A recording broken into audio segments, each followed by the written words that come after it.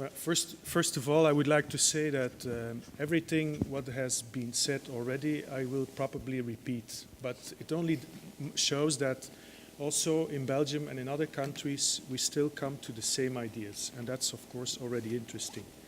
Secondly, my first comparison will be about food, but it doesn't have anything to do with, we had very good food. All of everything was okay this afternoon. So let me start by making a comparison. Imagine going to a bar and ordering a meal. I mean, literally just telling the waiter that you would like to eat something. The waiter will be at loss as to what is expected of him. In fact, you haven't told him anything useful. The waiter will start asking you questions in order to translate your statement into a more specific request for a dish that will suit you. It is a general principle that if you want something and you are not going to provide it yourself, you will at the very least be required to explain to that person you're asking to do it for you exactly what you want.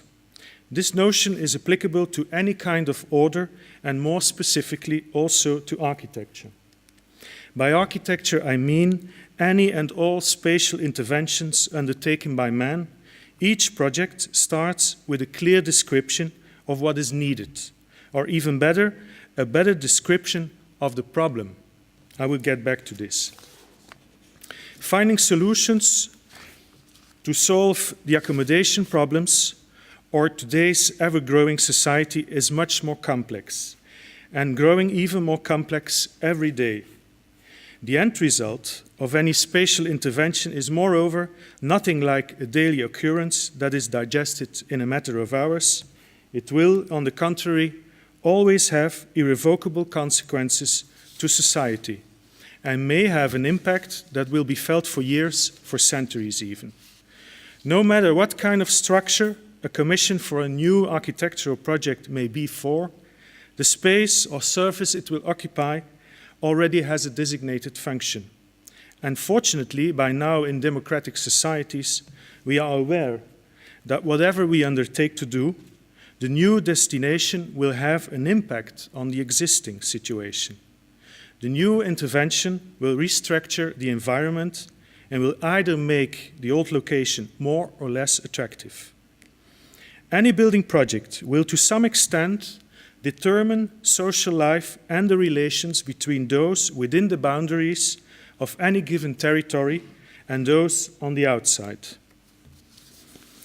If this territory concerns only the living arrangements of just one person and is being arranged according to the instructions of this sole occupant, the responsibility of the result will be shared by this person, who should clearly inform the architect of his wishes, and the architect, who should do anything in his power to make sure he understands what it is this one person requires.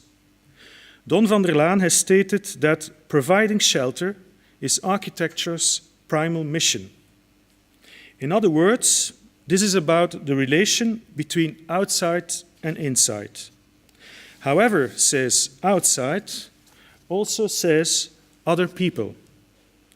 This indicates that even the most highly individual commission will entail a relation with the outside world. The way the architects shape this relation may become decisive in terms of the relation the user will have with the outside world. Regarding urban planning, the same ground rules apply. In these cases, the client will often be someone designated by the system. By system, I mean any form of administrative authority a society has decided to delegate as its representatives. The way the system addresses the architect will determine the end result. How does the system address the architect? Is the architect presented with a problem and expected to respond by proposing an analysis of all the possibilities? Or is he presented with a solution or a model and expected only to design a stylish decoration. So the real question is, how do we as a society tackle problems and put our community's know-how and knowledge, as well as the specialist skills of its technicians, to good use in order to solve them? All too often, just the thinnest slice of society is involved. Just a couple of political tenors who either lend their ear to a whispered solution or restrict the arena of the creative process to the safety of their office. All too often, solutions are conceived as a matter of treating symptoms instead of focusing on the causes of the disease, the real problems. Treating symptoms is by definition a short-term solution. Any architectural process that does not start from the analysis of the problem will, by definition, coming up with an answer that is insufficiently clear. This is why a real architect will, as soon as he receives a commission, start making a correct, comprehensive assessment of the problem. The system often doesn't operate starting from the objective of seeking to solve problems. From a political point of view, it may be interesting to concentrate on symptoms, because political power is linked with the existence of a problem. In some cases, just one solution to a complex question is selected. One solution regarded by just one target group as the best one, and then the architect have to make sure it looks good enough to distract attention from the content of the problem and direct it to the form of the solution. In my opinion, the architect has an obligation to gather the elements that influence a design, adopting a diagnostician approach to his patient. The architect should cultivate an inquisitive attitude and look beyond the obvious, thereby avoiding a seemingly heroic treatment of systems. I'd be the last to contend that good design cannot help create a more agreeable organization of society. At the same time, we should never allow ourselves to become blinded by the beauty of an attractive design. Decorative design does not reflect the quality or the ethical aspects of function. A prosthetic leg may be beautifully made, but however beautiful it may be, it will never lead us to think that using landmines is not such a bad thing. In other words, if the functional solution is useless, the design will only cause confusion. Imagine a function like Guantanamo Bay detention camp. Would the ethical question it raises be less urgent if the compound was an example of cool architecture? I know I'm pushing it a bit, but I want to be very clear on this. Building design is good design only if it supports an ethical function. Sometimes the architect is far removed from the initial problem definition. For instance, in the case of a public-private partnership, when a large building consortium will often hire architects just to design the building decoration. In such cases, the advisory committees surveying the projects on behalf of the authorities are decisive.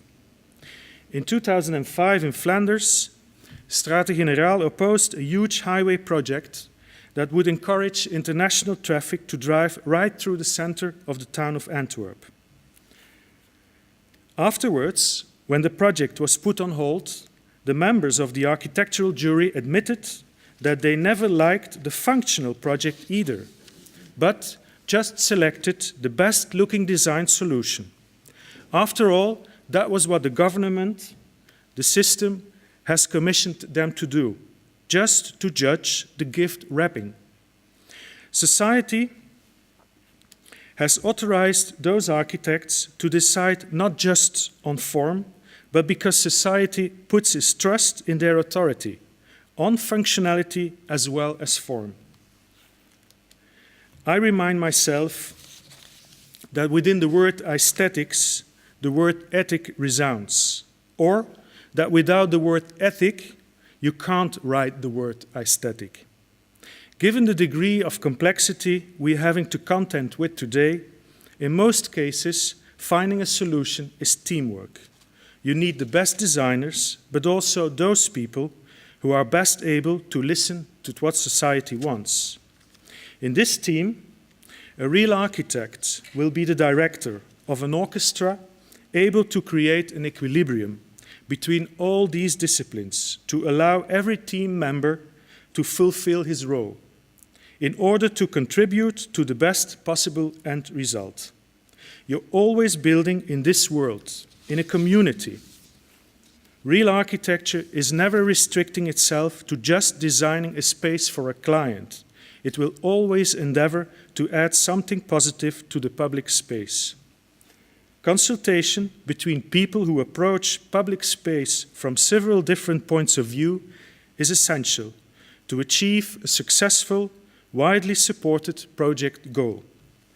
The community in general and even the next door neighbors are all partners in this process.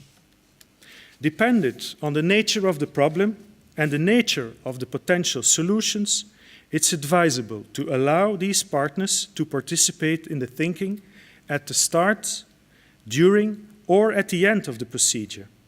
This participation can take many forms. Fundamental to successful participation in each and every case are transparency and the ensuing trust. Trust means that all partners accept that they each have their own viewpoint regarding the problem, and also accept that their objectives may differ. I may be putting it strongly, but it is the complexity and the creative process intended to deal with this complexity that leads to unique new solutions, which succeed in making this one place special in comparison with all others. A participation procedure is essentially about people. So it's all about human contact. Participation on paper is only a reflection of what you have understood, translated into words you hope your reader will understand as you intended. In a real dialogue, consisting of words and nods, winks, explanations and comprehensions, partners will reach understanding much sooner, and there is a higher probability that each partner's empathy with all the other partners' objectives will rapidly increase.